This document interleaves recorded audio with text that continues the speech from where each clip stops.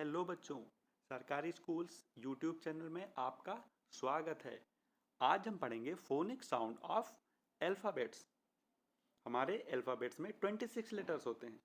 पहला लेटर ए और जो 26वां लेटर है वो जेड है।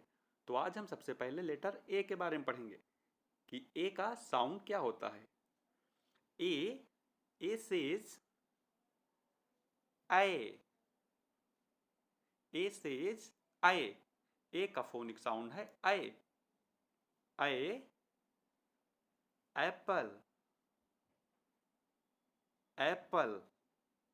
तो देखा बच्चों, ए से ए एप्पल।